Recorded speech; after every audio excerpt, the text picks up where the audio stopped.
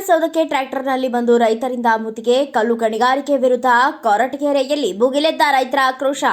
ಗಣಿಗಾರಿಕೆಯಿಂದ ಮಿನಿ ಬಳ್ಳಾರಿಯಾಗುತ್ತಾ ಕೊರಟಗೆರೆ ಕ್ಷೇತ್ರ. ಕಲ್ಲು ಗಣಿಗಾರಿಕೆ ಮತ್ತು ಜಲ್ಲಿ ಕ್ರಷರ್ ಘಟಕ ಸ್ಥಾಪನೆಗೆ ವಿರೋಧಿಸಿ ರೈತ ಸಂಘ, ಹಸಿರು ಸೇನೆ ಮತ್ತು ಚಿಲಗಾನಹಳ್ಳಿ ಗ್ರಾಮದ ರೈತರಿಂದ ತಾಲೂಕು ಕಚೇರಿಗೆ ಟ್ರ್ಯಾಕ್ಟರ್ ಮೂಲಕ ಬಂದು ದಿಢೀರ್ ಮುತ್ತಿಗೆ ಹಾಕಿ ಪ್ರತಿಭಟನೆ. ಕೊರಟಗೆರೆ ಪಟ್ಟಣದ ಮಿನಿ ವಿಧಾನಸೌಧಕ್ಕೆ ಮುತ್ತಿಗೆ ಹಾಕಿ ಕರ್ನಾಟಕ ರಾಜ್ಯ ರೈತ ಸಂಘ ಮತ್ತು ಹಸಿರು ಸೇನೆ ಸಂಘದಿಂದ ಪ್ರತಿಭಟನೆಯ ಮೂಲಕ ಗಣಿ ಇಲಾಖೆ ವಿರುದ್ಧ ಆಕ್ರೋಶ.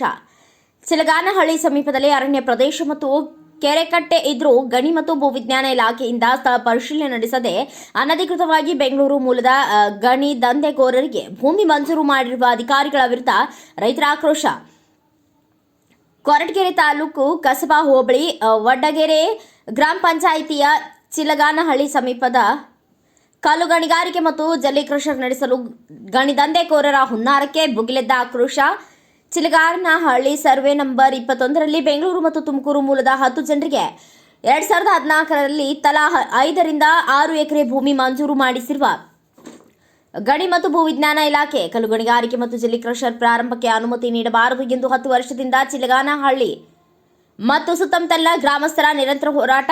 ಕೊರಟಗೆರೆ ತಾಲೂಕಿನ ಗೌರಿಕಲ್ಲು, ಬುಕ್ಕಾಪಟ್ಟಣ, ಚಿಲಗಾನಹಳ್ಳಿ, ಈರಕಸಂದ್ರ ಕಾಲೋನಿ ಮತ್ತು ಜಟ್ಟಿ ಅಗ್ರಹಾರ ಸಮೀಪ ಮತ್ತೆ ಗಣಿಗಾರಿಕೆ ಪ್ರಾರಂಭಕ್ಕೆ ಹುನ್ನಾರ ನಡೆದಿದೆ ಎಂದು ರೈತ ಸಂಘದಿಂದ ಆಕ್ರೋಶ. ಕೊರಟಗೆರೆ ಕ್ಷೇತ್ರವನ್ನ ಮಿನಿ ಬಳ್ಳಾರಿ ಮಾಡಲು ಹೊರಟಿರುವ ಗಣಿ ಮತ್ತು ಭೂವಿಜ್ಞಾನ ಇಲಾಖೆ ವಿರುದ್ಧ ಕರ್ನಾಟಕ ರಾಜ್ಯ ರೈತ ಸಂಘ ಮತ್ತು ಹಸಿರು ಸೇನೆಯಿಂದ ಆಕ್ರೋಶ.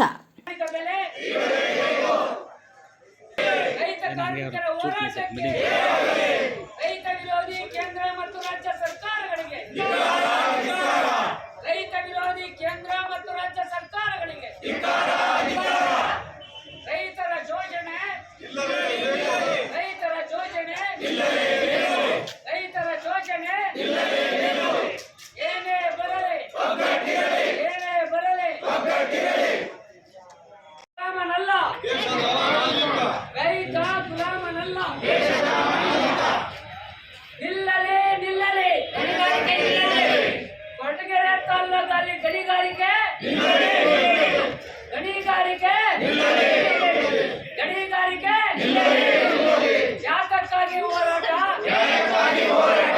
ಏನೇ ಬರಲಿ ಏನೇ ಬರಲಿ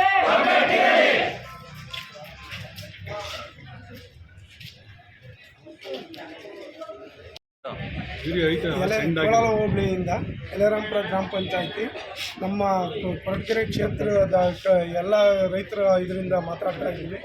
ತಂಗನಹಳ್ಳಿ ಭಾಗದಾಗೆ ಮಠ ಇದೆ, ಎರಡೂ ಕಡೆ ಒಂದು ಚಾಮುಂಡಿ ಟ್ರಸ್ಟ್ ಅಂತ ಇದೆ. ಎರಡೂ ಕಡೆನೂ ಕ್ರಷರು ಅನುಮತಿ ಕೊಟ್ಟಿದ್ದಾರೆ. ಅಲ್ಲಿ ಅವಲೇ ರೋಡಿನ ಕೆಲಸಗಳೆಲ್ಲ ನಡೀತಾ ಇದ್ದಾವೆ. ನಾವು ಸ್ಥಗಿತ ಮಾಡೋಕ್ಕೆ ಹೋದ್ರೆ ಎಷ್ಟು ಸರಿ ಬಂದು ಕೇಳಿರೋ ಆ ಭಾಗದಾಗೆ ನಮಗೇನು ಬೆಲೆ ಸಿಕ್ತಿಲ್ಲ ಇಲ್ಲಿ ಅಧಿಕಾರಿ ವರ್ಗದಿಂದ. ನಮ್ಗೆ ಈಗಲೇ ಈ ಕೂಡಲೇ ನಮ್ಮ ಗೃಹ ಸಚಿವರಾದ ಡಾಕ್ಟರ್ ಜಿ ಪರಮೇಶ್ವರ್ ಅವರು ಗಮನ ಹರಿಸಿ ಇದನ್ನು ಯಾವುದೇ ಕಾರಣಕ್ಕೆ ಗಣಿಗಾರಿಕೆ ಮಾಡಬಾರ್ದು ಅಂತೇಳಿ ಒಂದು ತೀರ್ಮಾನ ತಗೋಬೇಕು. ಮತ್ತು ಎತ್ತಿನಹೊಳೆ ಬಾಕಿ ಇವತ್ತು 525 ಕೋಟಿ ಬಿಡುಗಡೆ ಮಾಡ್ಯವ್ರೆ. ಆ ಭಾಗದಲ್ಲೇ ಎತ್ತಿನಹೊಳೆ ಆದ್ವತ ಐತೆ. ಹಂಗೆ ಅಷ್ಟಿದ್ರೂ ಇವತ್ತು ಆ ಗಣಿಗಾರಿಕೆ ಅನ್ನೋದು ನಿಲ್ತಾ ಇಲ್ಲ.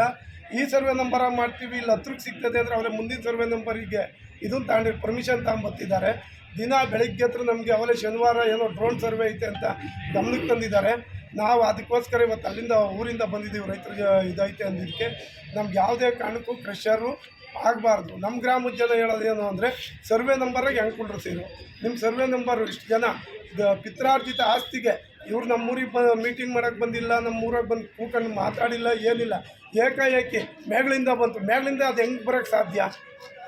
ಸರ್ವೆ ನಂಬರ್ಗೆ ಪಿತ್ರಾರ್ಜಿತ ಆಸ್ತಿನ ಇವ್ರು ಏಕದಮ್ ಕೈಗಾರಿಕಾ ಪ್ರದೇಶ ಅಂತ ಕುಂಡ್ರಿಸೋಂಥ ಅಧಿಕಾರ ಇವ್ರಿಗೆ ಯಾರು ಕೊಟ್ಟರು? ಹಂಗಂತಲೇ ಇವತ್ತು ನಮ್ಮೂರು ಗ್ರಾಮದಾಗ ಅಷ್ಟು ಮನೆ ಕೆರೆ ಏನೈತೋ ಎಲ್ಲನೂ ಅವ್ರಿಗೆ ಬರ್ಕೊಟ್ಟು ಬಿಡಲಿ, ನಾವು ಆ ಊರೇ ಬಿಟ್ಟು ಹೊರಟೋಗ್ತೀವಿ. ಗಣಿಗಾರಿಕೆನೇ ಮಾಡಿಸ್ಕೊಳ್ಳಿ ಇವರು. ಅದಕ್ಕೋಸ್ಕರ ಯಾವುದೇ ಕಾರಣಕ್ಕೂ ಅಲ್ಲಿ ಗಣಿಗಾರಿಕೆ ಆಗೋದು ಬೇಡ ಅಂತ ಕೇಳ್ಕೊತಾ ಇದ್ದೀವಿ. ಸರ್ವೆ ನಂಬರ್ 21ರಲ್ಲಿ ಚಿಲಗಾನಹಳ್ಳಿ ಸರ್ವೆ ನಂಬರ್ 21ರಲ್ಲಿ ಗಣಿಗಾರಿಕೆಗೆ ಅನುಮತಿಯನ್ನು ಕೊಟ್ಟಿದ್ದಾರೆ. ಇದರಿಂದ ಅದೀಗ ನಿಲ್ಲಬೇಕು ನಮಗೆ. ಅದರಿಂದ ದೇವಸ್ಥಾನಗಳಿಗಾಗಲಿ, ಸುತ್ತಮುತ್ತ ಕೆರೆಗಳಿಗಾಗಲಿ, ಸ್ಕೂಲ್ ಇದೆ, ಊರುಗಳಿದೆ, ಬೋರ್ವೆಲ್ಗಳಿದೆ, ಎಲ್ಲಕ್ಕೂ ತೊಂದರೆ ಆಗ್ತದೆ. ಆ ತೊಂದರೆ ನಿಲ್ಲಿಸಬೇಕು ಅಂದರೆ ಅಧಿಕಾರಿಗಳು ಅವ್ರ ಜೊತೆ ಶಾಮೀಲಾಗ್ಬಿಟ್ಟು ತುಂಬ ತೊಂದರೆ ಕೊಡ್ತಾ ಇದ್ದಾರೆ. ನಿನ್ನೆ ಇಷ್ಟೆಲ್ಲ ಮಾತಾಡಿದ್ರು ನಿನ್ನೆನೂ ಬಂದಿದ್ದಾರೆ. ರೈತರೆಲ್ಲ ಹೋಗಿ ತಡೆದಿದ್ದೀವಿ. ಇದು ಏನಾಗಿದೆ, ಇವತ್ತು ಹೋಗೋ ಚಾನ್ಸಸ್ ಇದೆ ಅಂದ್ಬಿಟ್ಟು ಇಲ್ಲಿ ಬಂದು ಕುಂತಿದ್ದೀವಿ. ಇದಕ್ಕೆ ಬರೀ ಯಾದಗಿರಿ ಚಿಲಗನಹಳ್ಳಿ ಜನನೇ ಅಲ್ಲ, ಒಟ್ಟಿಗೆರೆ ಗ್ರಾಮ ಪಂಚಾಯತಿ ಜನ ಅಲ್ಲ, ತಾಲೂಕಿನಲ್ಲಿರುವಂಥ ರೈತರುಗಳೆಲ್ಲ, ತಾಲೂಕಿನಲ್ಲಿರೋ ರೈತರುಗಳೆಲ್ಲ ಇದ್ರಿಗೆ ಕೈ ಜೋಡಿಸ್ಬೇಕು. ಇದು ಎಲ್ರಿಗೂ ತೊಂದರೆ ಆಗುತ್ತೆ ಇದರಿಂದ. ಎಲ್ಲೋ ಅಲ್ಲಿ ಓಡಾಡೋ 2 ಹಳ್ಳಿಗಲ್ಲ, ಪ್ರತಿಯೊಂದು ರೋಡಲ್ಲಿರೋ ಎಲ್ಲ ಗ್ರಾಮಗಳಿಗಾಗಲಿ ತಾಲೂಕಿನ ರೈತರಿಗೆಲ್ಲ ತೊಂದರೆ ಆಗುತ್ತೆ. ಇದು ನಿಲ್ಲಬೇಕು. ಇದ್ರ ಕಡೆ ನಮ್ಮ ಕ್ಷೇತ್ರದ ಶಾಸಕರು, ಗೃಹ ಮಂತ್ರಿಗಳು ಇದ್ರ ಕಡೆ ಗಮನ ಹರಿಸ್ಬೇಕು. ದಯಮಾಡಿ ಜನಗಳಿಗೆ ತೊಂದರೆ ಕೊಡದಂಥ ರೀತಿ ಇದನ್ನು ಬಂದ್ ಮಾಡಿ ನಮ್ಮ ರೈತರಿಗೆ ಒಳ್ಳೇದು ಮಾಡಬೇಕು ಅಂತ ಕೇಳ್ಕೊತಾ ಇದ್ದೀವಿ ಸರ್. ವರ್ಷಗಳಿಂದ ಏನು ದಲಿತ ಚಳವಳಿ, ಕಾರ್ಮಿಕ ಚಳವಳಿ, ಕನ್ನಡ ಚಳವಳಿ ನಿರಂತರವಾಗಿ ಹೋರಾಟಗಳನ್ನು ಮಾಡ್ಕೊಂಡು ಬರ್ತಿದ್ದಾರೆ. ಚುನಾವಣಾ ಪೂರ್ವದಲ್ಲಿ ವೋಟ್ ಪಡಲಿಕ್ಕೆ ಅವ್ರಿಗೆ ನಾವು ಮಾಡ್ತೀವಿ, ಕನ್ನಡದ ಪರವಾಗಿ ಕೆಲಸ ಮಾಡ್ತೀವಿ, ರೈತರ ಪರವಾಗಿ ಕೆಲಸ ಮಾಡ್ತೀವಿ, ದಲಿತರ ಪರವಾಗಿ ಕೆಲಸ ಮಾಡ್ತೀವಿ ಅಂತೇಳಿ ವೋಟನ್ನು ಕಸ್ಕೊಳ್ತಾರೆ. ವೋಟನ್ನು ಹಾಕಿಸ್ಕೊಂಡು ಹೋದ್ಮೇಲೆ ಅಧಿಕಾರಕ್ಕೆ ಬಂದರೆ ನಮ್ಮ ಯಾವ ಮಾತಿಗೂ ಕಿಮ್ಮತ್ತಿಲ್ಲ. ಹಾಗಾಗಿ ಎಲ್ಲ ಜನಪರ ಚಳವಳಿಗಳನ್ನು ಒಟ್ಟುಗೂಡಿಸಿ ಈಗಾಗಲೇ ಒಂದು 3 ಸಭೆಗಳಾಗಿದೆ. ಮತ್ತು ರಾಜ್ಯದ ಎಲ್ಲ ಜಿಲ್ಲೆಗಳಲ್ಲಿ ಸಹ ನವ ಕರ್ನಾಟಕ ನಿರ್ಮಾಣ ಆಂದೋಲನ ಅಂತ ಹೆಸರಿನಲ್ಲಿ ಚರ್ಚೆಗಳು, ಸಭೆಗಳು ಆಗ್ತಾ ಇದೆ. ಬರುವ 27ನೇ ತಾರೀಕು ತುಮಕೂರಿನ ಕನ್ನಡ ಸಾಹಿತ್ಯ ಭವನದಲ್ಲಿ ಕಾರ್ಯಕ್ರಮ ಆಯೋಜಿಸಿ ಈ ದಿಕ್ಕಲ್ಲಿ ಮುಂದಿನ ಚುನಾವಣೆಗೆ ಒಂದು ಹೋರಾಟಗಾರನ ಸಂಬಂಧನೇ ಇಲ್ಲ. ಆಕೆ ಕಳ್ಳದಂಧೆ ಮಾಡಿ ಬಂಗಾರ ಗದ್ದು ತಂದು ಅದರಲ್ಲಿ ಲಾಭಿ ಮಾಡ್ತಾ ಸಿರಾ ತಾಲೂಕಲ್ಲಿ 12 ಎಕರೆ ಭೂಮಿ ತಗೊಂಡಿದ್ದಾರೆ ಅಂದರೆ ರೈತರ ಭೂಮಿ ಕಿತ್ತು ಇವ್ರು ಯಾರಿಗೆ ಕೊಡಬೇಕು ಅಂತ ಹೊರಟವ್ರೆ. ರೈತರು ಇವತ್ತು ಉತ್ತು ಬಿತ್ತು ದೇಶದ 140 ಕೋಟಿ ಜನರಿಗೆ ಅನ್ನ ಕೊಡ್ತಾರೆ. ಇವತ್ತು ಏನು ಭೂ ಸುಧಾರಣಾ ಕಾಯ್ದೆ ತಂದು ರೈತರ ಕೈಯಲ್ಲಿ ಭೂಮಿ ಉಳಿತಾ ಇಲ್ಲ. ಭೂ ಸುಧಾರಣಾ ಕಾಯ್ದೆಯಿಂದ ರೈತರಲ್ಲದವರು, ಕಳ್ಳಕಾಕರು, ಏನು ಅಕ್ರಮವಾಗಿ ಹಣ ಸಂಪಾದನೆ ಮಾಡೋಂಥವ್ರು ಇವತ್ತು ಭೂಮಿನ ಕೊಂಡ್ಕೊಳ್ತಾವ್ರೆ. 1 ಎಕರೆ 2 ಎಕರೆ 3 ಎಕರೆ ಅಂತ ರೈತರ ಕೈಯಲ್ಲಿ ಭೂಮಿ ಇಲ್ಲ. ಭೂ ಸುಧಾರಣಾ ಕಾಯ್ದೆಯನ್ನು ರದ್ದು ಮಾಡಪ್ಪ ಸಿದ್ದರಾಮಯ್ಯ ಅಂತ ಹೇಳಿದ್ರೆ ಅವ್ರ ತಲೆಗೆ ಹೋಗ್ತಾ ಇಲ್ಲ. ಈ ಎರಡು ಅವ್ರು ಚುನಾವಣಾ ಪೂರ್ವದಲ್ಲಿ ಭೂ ಸುಧಾರಣಾ ಕಾಯ್ದೆಯನ್ನು ರದ್ದು ಮಾಡ್ತೀವಿ ಅಂತ ಹೇಳಿದ್ರು. 2 ವರ್ಷ ಆದರೂ ಸಹ ರದ್ದು ಮಾಡಿಲ್ಲ. ನೋಡಿ, ಹೊರಗಳಿಂದ ಬಂದಂಥ ಜನ ಇವತ್ತು ಭೂಮಿಯನ್ನು ಕೊಳ್ತಾರೆ, ತಂತಿ ಬೇಲೆ ಹಾಕ್ತಾರೆ. ಇವತ್ತು ನಮ್ಮ ದನ ಕರ ಹೋಗಂಗಿಲ್ಲ, ನಮ್ಮ ಕುರಿ ಹೋಗಂಗಿಲ್ಲ, ಯಾರು ಅವ್ರ ಹೊಲದಲ್ಲಿ ಓಡಾಡಂಗಿಲ್ಲ, ಒಂದು ಹುಲ್ಲು ಸಪ್ಪು ಸೆದೆ ತರಂಗಿಲ್ಲ. ಹೆಂಗೆ ಹಳ್ಳಿಗಾಡಿನ ಜನ ಬದುಕೋದು? ಹಾಗಾಗಿ ಈ ಕೃಷಿ ಕಾಯ್ದೆಯಿಂದ, ಭೂ ಸುಧಾರಣಾ ಕಾಯ್ದೆಯಿಂದ ವಿಶೇಷವಾಗಿ ರೈತರಿಗೆ ಭಾಳ ತೊಂದರೆ ಆಗ್ತಾ ಇದೆ. ಈ ಕಾನೂನನ್ನು ರದ್ದು ಮಾಡಬೇಕು ಮತ್ತು ಏನು ಅಭಿವೃದ್ಧಿ ಹೆಸರಿನಲ್ಲಿ ಎಲ್ಲಿ ಸಿಗುತ್ತೆ ಅಲ್ಲಿ ರೈತರ ಭೂಮಿಯನ್ನು, ಫಲವತ್ತಾದ ಭೂಮಿಯನ್ನು ವಶ ಮಾಡೋದನ್ನು ಕೈ ಬಿಡಬೇಕು. ಇದ್ರ ಬಗ್ಗೆ ದೀರ್ಘವಾದಂಥ ಹೋರಾಟವನ್ನು ನಾವು ಹಮ್ಮಿಕೊಳ್ತಾ ಇದ್ವಿ. ಜೊತೆಗೆ ವಿದ್ಯುತ್ತನ್ನು ಇವತ್ತು ಖಾಸಗೀಕರಣ ಮಾಡ್ತಿದ್ದಾರೆ. ಇವತ್ತು ನಾವು ವಿದ್ಯುತ್ ತಗೋಬೇಕು ಅಂದರೆ ರೈತ ಇವತ್ತು TC ಹಾಕಿಸ್ಕೊಳ್ಳೋಕ್ಕೆ 4-5 ಲಕ್ಷ ಬೇಕು. ವೈರು, ಕಂಬ ಇತರೆ ಎಲ್ಲ ಸೇರಿ ಒಂದು 10 ರಿಂದ 15 ಲಕ್ಷ ಬೇಕು ಒಂದು ಬೋರ್ ಹಾಕ್ತೀವಿ ಅಂತ. ಈಗ ಬೋರ್ ಹಾಕಿವಿ, ನೀವೇನ RR ನಂಬರ್ ತೊಗೋಬೇಕು ಅಂದರೆ ಅದಕ್ಕೀಗ 8,000, 15,000, 28,000 ಮೀಟ್ರ್ಗಳನ್ನ, ಸ್ಪಾಟ್ ಮೀಟ್ರ್ಗಳನ್ನ ಹಾಕಿದ್ದಾರೆ. ವಿದ್ಯುತ್ ಇವತ್ತು ಖಾಸಗೀಕರಣ ಆಗ್ತಾ ಇದೆ.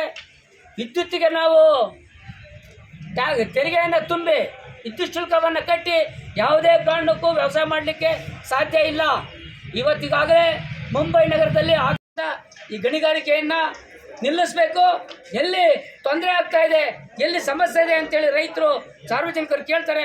ಆ ಭಾಗದಲ್ಲಿ ಗಣಿಗಾರಿಕೆಯನ್ನು ನಿಲ್ಲಿಸಿ ಜನರಿಗೆ ಅನುಕೂಲ ಮಾಡಿಕೊಡ್ಬೇಕು. ಹಳ್ಳಿಗಾಡಿನ ಒಂದು ಪ್ರಾಕೃತಿಕ ಅಸಮತೋಲನವನ್ನು ಉಂಟಾಗೋದನ್ನು ತಡಿಬೇಕು ಅಂತೇಳಿ ಸಂದರ್ಭದಲ್ಲಿ ಸರ್ಕಾರಕ್ಕೆ ಎಚ್ಚರಿಕೆಯನ್ನು ಕೊಡ್ತಾ ಈ ಗಣಿಗಾರಿಕೆಯನ್ನು ತಾಲೂಕಲ್ಲಿ ನಿಲ್ಲಿಸಬೇಕು. ಮತ್ತು ಅನಿರ್ದಿಷ್ಟ ಕಾಲದ ಚಳವಳಿಯನ್ನು ಈಗಾಗಲೇ ತಾಲೂಕು ಅಧ್ಯಕ್ಷ ಸಿದ್ದರಾಜ್ ಅವರು ಘೋಷಣೆ ಮಾಡಿದ್ದಾರೆ. ಚಳವಳಿ ಮುಂದುವರಿತದೆ. ತಾಲೂಕು ಆಡಳಿತ ಎಚ್ಚೆತ್ತು ಇದ್ರ ಬಗ್ಗೆ ಒಂದು ತೀರ್ಮಾನಕ್ಕೆ ಬರಬೇಕು ಅಂತೇಳಿ ಈ ಸಂದರ್ಭದಲ್ಲಿ ನಾವು ಒತ್ತಾಯವನ್ನು ಮಾಡ್ತೇವೆ ಸರ್ಕಾರಕ್ಕೆ. ನಮ್ಮ ಹೋರಾಟ ಅನಿರ್ದಿಷ್ಟ ಕಾಲದ ಅಹೋರಾತ್ರಿ ದಂಡಿ ಸತ್ಯಾಗ್ರಹ ತಾಲೂಕು ಕಚೇರಿ ಮುಂದೆ ಪ್ರಾರಂಭ ಆಗ್ತದೆ. ಏನಾದರೂ ಆ ಸ್ಥಳದಲ್ಲಿ ಗಣಿ ಚಟುವಟಿಕೆ ಏನಿದ್ರೆ ನಮ್ಮ ರೈತರ ಮಕ್ಕಳು ಅಲ್ಲೇ ಏನು ಮಾಡಬೇಕು ಅದನ್ನು ಲಾರಿಗಳಿಗೆ ಶಾಸ್ತಿ ಮಾಡೋಂಥ ಕೆಲಸ ಮಾಡ್ತಾರೆ ಅಂತ ಹೇಳಿ ಸಂದರ್ಭದಲ್ಲಿ ಆ ಗಣಿಗಾರಿಕೆ ಮಾಡೋವಂಥವ್ರಿಗೂ ಸಹ ಎಚ್ಚರಿಕೆ ಕೊಡ್ತೀವಿ. ಯಾಕೆಂದರೆ ಈಗಾಗಲೇ ದೊಡ್ಡಬಳ್ಳಾಪುರದ ಇಡೀ ರಾಜ್ಯದಲ್ಲೇ ರೈತರ ವಿರುದ್ಧವಾದಂಥ ಚಟುವಟಿಕೆ ನಡೀತಾ ಇದೆ. ನೆನ್ನೂ ಸಹ ನೀವು ಏನು ಕೋಲಾರ ಜಿಲ್ಲೆಯಲ್ಲಿ ಶಿಡ್ಲಘಟ್ಟ ತಾಲೂಕಲ್ಲಿ ಜಂಗಮಕೋಟೆ ಅನ್ನೋಂಥ ಹೋಬಳಿನಲ್ಲಿ ಸುಮಾರು 2,800 ಎಕರೆ ಭೂಮಿಯನ್ನು KEDBನವರು ವಶ ಮಾಡ್ಕೊಳ್ತಿದ್ದಾರೆ. ಸುಮಾರು ಒಂದು 2,000 ಜನ ರೈತರನ್ನೇ ಬಂದು ನಾವು ಯಾವುದೇ ಕಾರಣಕ್ಕೂ ಭೂಮಿ ಕೊಡಲ್ಲ ಅಂತೇಳಿ ಹೋರಾಟವನ್ನು ಮಾಡಿದರು. ಹಾಗೆ ರಾಜ್ಯದಲ್ಲಿ ಎಲ್ಲ ಕಡೆ ಈಗ ಸಿರಾ ತಾಲೂಕಲ್ಲೂ ಸಹ ಈಗ ಏನು ಕಳ್ಳಂಬೆಳ್ಳ ಬರ್ತದೆ, ಹೇಮಾವತಿ ನೀರು ಬರ್ತದೆ, ಅದೊಂದು ಮಲೆನಾಡಾಗಿದೆ. ಅಂಥ ಪ್ರದೇಶದಲ್ಲಿ ಸುಮಾರು 1-2 ಎಕರೆ ಭೂಮಿಯನ್ನು ಅಕ್ವಿಷನ್ ಮಾಡ್ತಿದ್ದಾರೆ. ಪೂರ್ತಿ ಅಡಿಕೆ ತೆಂಗು ತುಂಬಿರೋ ಅಂಥ ಭಾಗ. ಜೊತೆಗೆ ಏನಾಗ್ತಾ ಇದೆ ಅಂದರೆ ಕುಡಿಯೋ ನೀರಿಗೆ ಈಗಾಗಲೇ ಹೇಮಾವತಿ ನೀರು ಸಿರಾ ಕೆರೆಗೆ ಹೋಗ್ತಾ ಇದೆ.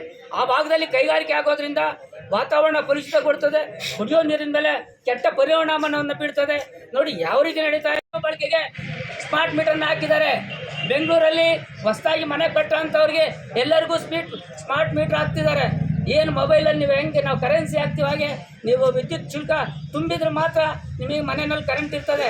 ಈ ರೀತಿಯ ನಿರಂತರವಾಗಿ ಈ ಕಡೆ ರೈತರಿಗೆ ತೊಂದರೆ, ನಾಗರಿಕರಿಗೆ ತೊಂದರೆ, ನಾಗರಿಕ ಸಮಾಜಕ್ಕೆ ತೊಂದರೆ ಕೊಡುವಂಥ ಕೆಲಸವನ್ನು ಕೇಂದ್ರ ಮತ್ತು ರಾಜ್ಯ ಸರ್ಕಾರಗಳು ಮಾಡ್ತಿದ್ದಾವೆ. ರೈತರು, ಸಾರ್ವಜನಿಕರು ಇವತ್ತು ಎಚ್ಚೆತ್ತು ಇಂಥ ಕೆಟ್ಟ ಸರ್ಕಾರದ ನೀತಿಗಳಿಗೆ ಪಾಠ ಕಲಿಸುವಂಥ ಕೆಲಸ ಮಾಡಬೇಕಾಗ್ತದೆ. ಈ ದಿಕ್ಕಲ್ಲಿ ನಿರಂತರವಾದ ಹೋರಾಟವನ್ನು ರೈತರು, ಕಾರ್ಮಿಕರು, ದಲಿತರು ಒಟ್ಟಾಗಿ ಕೆಲಸ ಮಾಡುವಂಥ ದಿಕ್ಕಲ್ಲಿ ಈಗಾಗಲೇ ಚಿಂತನೆ ನಡೀತಾ ಇದೆ. ಬರುವ 27ನೇ ತಾರೀಕು ತುಮಕೂರು ನಗರದಲ್ಲಿ ನವ ಕರ್ನಾಟಕ ನಿರ್ಮಾಣ ಆಂದೋಲನ ಚರ್ಚೆ ಅಂತೇಳಿ ಒಂದು ಹೊಸ ಪಕ್ಷದ ಉದಯಕ್ಕೆ ಚರ್ಚೆ ಆಗ್ತಾ ಇದೆ. ಸಭೆಯನ್ನು ಕರೆದಿದ್ದೀವಿ. ಅವತ್ತು ಈ ಬಗ್ಗೆ ವಿಸ್ತೃತವಾದಂಥ ಸಾರ್ವಜನಿಕ ಸಭೆ ಇರುತ್ತೆ. ಈ ಬಗ್ಗೆ ಬರುವ 28ರ ಚುನಾವಣೆಗೆ ಕರ್ನಾಟಕದಲ್ಲಿ ಹೊಸ ಒಂದು ಆಂದೋಲನವನ್ನು ಮಾಡೋ ದಿಕ್ಕಲ್ಲಿ ಪ್ರಯತ್ನಗಳಾಗ್ತವೆ ಅಂತೇಳಿ ಈ ಸಂದರ್ಭದಲ್ಲಿ ಹೇಳ್ತಾ, ಗಣಿಗಾರಿಕೆಯನ್ನು ಏನು ಜಿಲ್ಲೆಯ ಉಸ್ತುವಾರಿ ಹೊತ್ತಿರಂಥ ಮಾನ್ಯ ಹಿರಿಯ ಮಂತ್ರಿಗಳಿದ್ದಾರೆ, ಈ ಕಡೆ ಸಹಕಾರ ಮಂತ್ರಿಗಳು ರಾಜಣ್ಣ ಅವರಿದ್ದಾರೆ, ಈ ಕಡೆ ಗೃಹ ಮಂತ್ರಿಗಳಿದ್ದಾರೆ, ವಿಶೇಷವಾಗಿ ಈ ತಾಲ್ಲೂಕಿನ ಮತದಾರರು ಓಟ್ ಕೊಟ್ಟಿರುವಂಥ ಗೃಹ ಮಂತ್ರಿಗಳಿದ್ದಾರೆ. ಅವರು ಗಮನಿಸಿ ಈಗಲಾದರೂ ಎಚ್ಚೆತ್ತು ನಾನು ಮುಂದೆ ಚುನಾವಣೆಗೆ ಬರಬೇಕು, ಜನ ನನಗೆ ಓಟ್ ಹಾಕಬೇಕು, ಜನರ ಋಣವನ್ನು ತೀರಿಸ್ಬೇಕಂದ್ರೆ ಈ ತಕ್ಷಣ ಗಣಿಗಾರಿಕೆಯನ್ನು ನಿಲ್ಲಿಸಬೇಕು ಅಂತ ನಮ್ಮ ಒತ್ತಾಯ ಇದೆ. ಅವ್ರು ಯಾವ ರೀತಿಯ ತೀರ್ಮಾನವನ್ನು ಮಾಡ್ತಾರೆ ಅಂತೇಳಿ ಕಾದು ನೋಡ್ತೀವಿ. ಅವರೇನು ಇದಕ್ಕೆ ಸ್ಪಂದನೆ ಮಾಡಲಿಲ್ಲ ಅಂದರೆ ನಮ್ಮ ಚಳವಳಿ ನಿರಂತರವಾಗಿ ನಡೀತದೆ. ತೀವ್ರವಾದಂಥ ಹೋರಾಟವನ್ನು ನಾವು ಮುಂದುವರಿಸ್ತೀವಿ ಅಂತೇಳಿ ಈ ಸಂದರ್ಭದಲ್ಲಿ ಗಣಿಗಾರಿಕೆಯನ್ನು ಅಂತಂದು ಒಂದು ದೊಡ್ಡ ದಂಧೆಯಾಗಿ ಪರಿಣಮಿಸಿದೆ. ವಿಶೇಷವಾಗಿ ಕೊರಟಗೆರೆ ತಾಲೂಕಲ್ಲಿ ಈಗ ಕಳೆದ 1 ವರ್ಷದಿಂದ ರೈತರು ಗಣಿಗಾರಿಕೆಯಿಂದ ಬೇಸತ್ತು ಹಲವಾರು ಸಾರಿ ಸರ್ಕಾರಕ್ಕೆ ಮನವಿಯನ್ನು ಮಾಡ್ತಾ ಬಂದಿದ್ದಾರೆ. ಕೂಡಲೇ ಗಣಿಗಾರಿಕೆಯನ್ನು ನಿಲ್ಲಿಸಬೇಕು, ಗಣಿಗಾರಿಕೆಯಿಂದ ಭಾಳ ತೊಂದರೆ ಆಗ್ತಾ ಇದೆ, ಕೃಷಿ ಚಟುವಟಿಕೆಗೆ ತೊಂದರೆ ಆಗ್ತಾ ಇದೆ, ಕುಡಿಯೋ ನೀರಿಗೆ ತೊಂದರೆ ಆಗ್ತಾ ಇದೆ, ಮಕ್ಕಳ ಆರೋಗ್ಯದ ಮೇಲೆ ಕೆಟ್ಟ ಪರಿಣಾಮವನ್ನು ಉಂಟು ಮಾಡ್ತದೆ ಅಂತೇಳಿ ಭಾಳ ಸಾರಿ ಮನವಿ ಮಾಡಿದ್ದಾರೆ. ಯಾಕೋ ಜಿಲ್ಲಾಡಳಿತ ಸರ್ಕಾರ ಭಾಳ ಒಂದು ಬೇಜವಾಬ್ದಾರಿತನವನ್ನು ಪ್ರದರ್ಶನ ಮಾಡ್ತಾ ಇದೆ. ನಾವು ಈ ಸಂದರ್ಭದಲ್ಲಿ ಎಚ್ಚರಿಕೆಯನ್ನು ಕೊಡ್ತಾ ಇದ್ದೇವೆ. ಯಾವುದೇ ಕಾರಣಕ್ಕೂ ಕೊರಟಗೆರೆ ತಾಲ್ಲೂಕಲ್ಲಿ ಗಣಿಗಾರಿಕೆಗೆ ಅವಕಾಶವನ್ನು ಕೊಡೋದಿಲ್ಲ ಅಂತೇಳಿ ಈಗಾಗಲೇ ತಾಲ್ಲೂಕು ಅಧ್ಯಕ್ಷರು ಘೋಷಣೆ ಮಾಡಿದ್ದಾರೆ. ಇವತ್ತು ಜಿಲ್ಲೆನಲ್ಲಿ ತುರುವೇಕೆರೆ ತಾಲ್ಲೂಕಲ್ಲಿ ಇದೇ ಥರ ಒಂದು ಗಣಿಗಾರಿಕೆ ನಡೀತಾ ಇದೆ. ಕೋಲ್ಗಟ್ಟ ಅನ್ನೋಂಥ ಗ್ರಾಮದಲ್ಲಿ ಕಳೆದ 2 ವರ್ಷಗಳಿಂದಲೂ ರೈತರು ಭಾಳ ದೊಡ್ಡ ಹೋರಾಟವನ್ನು ಮಾಡ್ತಾ ಬಂದಿದ್ದಾರೆ.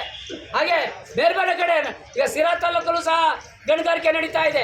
ಯಾವುದೇ ಮಾನದಂಡ ಇಲ್ಲ, ಯಾವಾಗ ಅಂದ್ರೆ ಅವಾಗ ತುಂಬಿಕೊಂಡು ಹೋಗ್ತಾರೆ.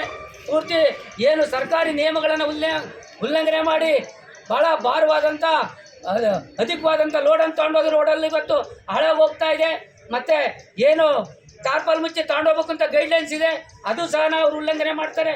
ಹಾಗಾಗಿ ಎಲ್ಲ ನಿಯಮಗಳನ್ನು ಉಲ್ಲಂಘನೆ ಮಾಡಿ ಇವತ್ತು ಸರ್ಕಾರಕ್ಕೆ ಒಂದು ಆದಾಯ ತರಬೇಕು ಮತ್ತು ಅವರು ಖಜಾನೆನ ತುಂಬ್ಕೋಬೇಕು ಅಂತೇಳಿ ಗಣಿಗಾರಿಕೆ ಮಾಡುವಂಥ ಜನರು ಇವತ್ತು ವಾಣಿಜ್ಯೋದ್ಯಮಿಗಳು ಇವತ್ತು ಮುದುಗಾಲಲ್ಲಿ ಬಂದು ನಿಂತಿದ್ದಾರೆ. ಅವರು ಗಮನ ಹರಿಸ್ತಾ ಇಲ್ಲ. ಈಗ ನಾವು ಕೇಳ್ಕೊಳ್ಳೋದೇನಿಷ್ಟೇ, ಇವತ್ತು ಅಲ್ಲಿ ಸಾಯ ಬದಲು ರೈತರು ಧೂಳು ಕುಡ್ದು ಇಲ್ಲೇ ಸತ್ತು ಬಿಡೋಣ ತಾಲೂಕು ಆಫೀಸ್ ಮುಂದೆ ಅಂತ ಅವ್ರು ಏನು ಗಟ್ಟಿ ನಿರ್ಧಾರ ಮಾಡಿ ಇವತ್ತು ಬಂದವ್ರೆ. ಇವತ್ತಿಲ್ಲ 50 ಜನ ಇರ್ಬೋದು, ನಾಳೆ 500 ಜನ ಆಗ್ಬೋದು. ಏನೇ ಯಾವುದೋ ಒಂದು ದೇವ್ರ ಕಾರ್ಯ ಇರೋದ್ರಿಂದ ಇವತ್ತು ಕಡಿಮೆ ಜನ ಅವರೇ ಅಂತ ಭಾವಿಸಬಾರ್ದು ತಾಲ್ಲೂಕು ಅಧಿಕಾರಿಗಳು. ನಾಳೆ 500 ಜನ ಆಗ್ಬೋದು. ಇದು ಈಗ ಏನು ತಾಲ್ಲೂಕಿನಾಗ ನೀವು ಗಣಿಗಾರಿಕೆ ನಡೀತಾ ಐತಿ, ಈಗ ಚನ್ನರಾಯದುರ್ಗ ಹೋಬಳಿ ಸ್ಟಾರ್ಟ್ ಆಗೈತೆ, ಕಸ್ಬಾ ಹೋಬಳಿಯಲ್ಲಿ ನಿಲ್ಲಬೇಕು. ನಿಲ್ಲದಿದ್ದರೆ ಮಾನ್ಯ ಶಾಸಕರೇ, ಗೃಹ ಮಂತ್ರಿಗಳೇ, ಇದು ನಿಮಗೆ ಈ ಕ್ಷೇತ್ರ ಜನ ಮತ ಕೊಟ್ಟವ್ರೆ, ಈ ಕ್ಷೇತ್ರ ಜನ ನಿಮಗೆ ಮತ ಕೊಟ್ಟವ್ರೆ, ನಿಮ್ಗೆ ಅಧಿಕಾರ ಕೊಟ್ಟವ್ರೆ. ಈ ಕ್ಷೇತ್ರದ ಜನ ಜಲ ಏನಿವತ್ತು ನೆಲನ ಉಳಿಸ್ತಕ್ಕಂಥ ಕೆಲಸ ನೀವು ತುರ್ತಾಗಿ ಮಾಡಬೇಕಿದು. ಇವತ್ತೇನು ರೈತರು ಮನೆ ಮಠ ಬಿಟ್ಟು ಬಂದು ತಾಲೂಕು ಆಫೀಸ್ ಮುಂದೆ ಕುಂತಿರೋದು ಸುಮ್ಮನೆ ಅಲ್ಲ, ಹುಡುಗಾಟಿಗೆ ಬಂದು ಕುಂತಿಲ್ಲ. ಅವರು ತಮ್ಮ ಜೀವನ ಮತ್ತು ಉಳಿವಿನ ಪ್ರಶ್ನೆ ಆಗೈತೆ. ನಾಳೆ ಅಲ್ಲಿನ ವಯೋವೃದ್ಧರಿಗೆ, ಮಕ್ಕಳಿಗೆ ಎಲ್ಲ ಇವತ್ತು ಧೂಳು ಕುಡಿದು ಏನು ಪರಿಸ್ಥಿತಿ ಆಗ್ತೈತೆ, ಆರೋಗ್ಯದ ಮೇಲೆ ಪ್ರಭಾವ ಬೀರ್ತೈತೆ. ಅಲ್ಲಿನ ಕಾಡು ಪ್ರಾಣಿಗಳಿಗೆ ಏನು ತೊಂದರೆ ಆಗ್ತೈತೆ, ಸುತ್ತಮುತ್ತ ಇರ್ತಕ್ಕಂಥ ರೈತರ ಪಂಪ್ ಸೆಟ್ಗಳಿಗೆ ಎಷ್ಟು ತೊಂದರೆ ಆಗ್ತೈತೆ, ಬೆಳೆಗೆ ಎಷ್ಟು ಹಾನಿ ಆಗ್ತೈತೆ ಇದ್ರ ಧೂಳಿನಿಂದ ಅನ್ನೋದೆಲ್ಲ ನಿಮ್ಮ ಗಮನದಲ್ಲೈತೆ. ಆದರೂ ಸಹ ನೀವು ಇಂಥವನ್ನ ಕಡಿವಾಣ ಹಾಕಲಿಲ್ಲ ಅಂದರೆ ನಾವು ತಾಲೂಕಿನಾಗೆ ನಿಮಗೆ ಕೊಟ್ಟಂಥ ಮತಕ್ಕೆ ಬೆಲೆ ಇಲ್ದಂಗೆ ಆಗ್ತದೆ. ಕೂಡಲೇ ನೀವು ಇದನ್ನೆಲ್ಲ ಸ್ಥಗಿತಗೊಳಿಸಬೇಕು. ನೀವು ಪ್ರಭಾವಿ ಇದ್ದೀರಾ. ಮೊನ್ನೆ ಸಹ ನೀವು KDP ಮೀಟಿಂಗಲ್ಲಿ DC ಮತ್ತು ಸಾಹೇಬರು ನೀವಿಬ್ಬರು ಹೇಳಿದ್ದೀರಾ, ಯಾವುದೇ ಕಾರಣಕ್ಕೂ ಕೊರಟಗೆರೆ ತಾಲೂಕಿನ ಗಣಿಗಾರಿಕೆಗೆ ಆಗಬಾರ್ದು ಅಂತ ಹೇಳಿ ನೀವು DC ಅವ್ರಿಗೆ ಹೇಳಿದ್ದೀರಾ. ಅದಕ್ಕೋಸ್ಕರ ನಾವು ಇವತ್ತೇನಿಲ್ಲಿ ತಾಲೂಕು ಕಚೇರಿ ಮುಂದೆ ನಾವು ಬಂದು ಕುಂತಿದ್ದೀವಿ. ಇದು ನಿರಂತರವಾಗಿರುತ್ತೆ ಇವತ್ತಿನಿಂದ. ನೀವು ಏನು ಇವತ್ತು ಕೊರಟಗೆರೆ ತಾಲೂಕು ಒಂದು ಬಳ್ಳಾರಿ ಆಗಕ್ಕೆ ಇವತ್ತು ತಾಲೂಕು ಅಧಿಕಾರಿಗಳು ಮಾಡಕ್ಕೆ ಹೊರಟವ್ರೆ. ಏನಪ್ಪ ಅಂದರೆ ಗಣಿಗಾರಿಕೆನ 2016ರಿಂದಲೂ ಸಹ ಈ ಕೊರಟಗೆರೆ ತಾಲೂಕು ಇವತ್ತು ಮಾರಾಟಕ್ಕಿಟ್ಟವ್ರು. ಇವತ್ತು ತಾಲೂಕು ಅಧಿಕಾರಿಗಳು ಏನು ಈ ಬಿಕ್ಕೆಗುಟ್ಟೆ ಇರ್ಬೋದು, ಬುಕ್ಕಾಪಟ್ಟಣ ಇರ್ಬೋದು, ಗೌರಿಕಲ್ ಇರ್ಬೋದು, ಈ ಚನ್ನರಾಯನದುರ್ಗ ಹೋಬಳಿ ಆಯಿತು. ಈಗ ಕೊರಟಗೆರೆ ಕಸಬಕ್ಕೆ ಕಾಲಿಟ್ಟವ್ರೆ ಗಣಿಗಾರಿಕೆಯರು. ಏನಿವತ್ತು ಚೀಲ್ಗಾನಹಳ್ಳಿ ಸರ್ವೆ ನಂಬರ್ 21ಗೆ ಇಲ್ಲಿಗೆ 2018ರಲ್ಲಿ ಯಾರೋ ಒಬ್ಬ ತಹಸೀಲ್ದಾರ್ ಒಂದು ಮಾಡಿರೋದ ತಪ್ಪಿಗೆ ಇವತ್ತು 14ರಲ್ಲಿ ಇವತ್ತಿನ ರೈತರು ಇವತ್ತಲ್ಲಿ ಕಷ್ಟನ ಅನುಭವಿಸಕ್ಕಂಥ ತಂದೊಡ್ಡವ್ರೆ. ಏಕಪ್ಪ ಅಂದರೆ ಅವತ್ತು ಯಾರೋ 14 ಜನಕ್ಕೆ ಲೈಸೆನ್ಸ್ ಕೊಡೋದಕ್ಕೆ ಅವತ್ತಿನ ತಹಸೀಲ್ದಾರು ಆರ್ಡ್ರ್ ಮಾಡೋಗವ್ರೆ. ಆದರೆ ಇಲ್ಲಿವರೆಗೂ ಅದನ್ನು ಕ್ಯಾನ್ಸಲ್ ಮಾಡಿಲ್ಲ ನಮ್ಮ ತಾಲೂಕು ಅಧಿಕಾರಿಗಳು. ಯಾಕೆ ಅದನ್ನು ಕಂಟಿನ್ಯೂ ಬರ್ತಾವ್ರೆ, ಡಿಸ್ಕಂಟಿನ್ಯೂ ಮಾಡಿಲ್ಲ. ಈಗ ಶಿರಾ ತಾಲೂಕಿನಲ್ಲಿಗೆ ಇಲ್ಲಿ ಹಾಕ್ಕೊಂಡಿರತಕ್ಕಂಥ ಅರ್ಜಿದಾರರಿಗೆ ಅಲ್ಲಿ ಲೈಸೆನ್ಸ್ ರದ್ದು ಮಾಡವ್ರೆ. ಅಲ್ಲಿ ರದ್ದಾಗಿದ್ದಕ್ಕೆ ಅವರು ಬಂದು ಇವತ್ತು ಇಲ್ಲಿ ಪ್ರಭಾವಗಳು ಬೀರಿ ಈಗ ಏನು ಚಿಲ್ಗಾನಹಳ್ಳಿ ಸರ್ವೆ ನಂಬರ್ 21ರಲ್ಲಿ ಅವರೇ ಈಗ ಇವರು ಹೊರಟವ್ರೆ ತಾಲೂಕು ಅಧಿಕಾರಿಗಳು. ನಾವು ಬೇಡ ಅಂತ ನಮ್ಮ ರೈತರು ಕೂಗಿದ್ರೆ ಇವರ ತರಾತುರಿಯಲ್ಲಿ ಇವತ್ತು ಸರ್ವೆ ಮಾಡಿ ಅವ್ರಿಗೆ DGPS, drone survey, manual survey ಮಾಡೋಕೆ ಹೊರಟವ್ರೆ. ನಾವು ಬೇಡ ಅಂತ ನಾವು ವಿರೋಧಿಸ್ತಾ ಇದ್ದೀವಿ. ಅದಕ್ಕೆ ನಿನ್ನೆನೂ ಸಹ ಬಂದಿದ್ರು ತಹಸೀಲ್ದಾರರು. ನಾವು ಅವ್ರನ್ನೆಲ್ಲ ಬೇಡ ಸರ್, ನಮಗೆ ಮಾನ್ಯ ಈ ಕ್ಷೇತ್ರದ ಶಾಸಕರು, ಈ ಜಿಲ್ಲೆ ಉಸ್ತುವಾರಿ ಸಚಿವರು, ಈ ರಾಜ್ಯದ ಗೃಹ ಮಂತ್ರಿಗಳಾದಂಥ ನಮ್ಮ ಕ್ಷೇತ್ರದ ಶಾಸಕರೇ ಇದ್ದಾರೆ, ಪರಮೇಶ್ವರ್ ಸಾಹೇಬರು. ಅವರಾದರೂ ಸಹ ಇವತ್ತು ಅಧಿಕಾರಿಗಳಿಗೆ ಹೇಳ್ಬೋದಾಗಿತ್ತು. ರೈತರು ವಿರೋಧ ಐತೆ, ವಿರೋಧದ ಮಧ್ಯೆ ನೀವು ಅಲ್ಲಿ ಗಣಿಗಾರಿಕೆಗೆ ಅವಕಾಶ ಮಾಡಿಕೊಡ್ಬೇಡ್ರಿ, ನೀವು ಯಾವುದೇ ಕಾರಣಕ್ಕೂ ಅಲ್ಲಿ ಸರ್ವೆ ಮಾಡಬೇಡ್ರಿ ಅಂತ ಹೇಳಿ.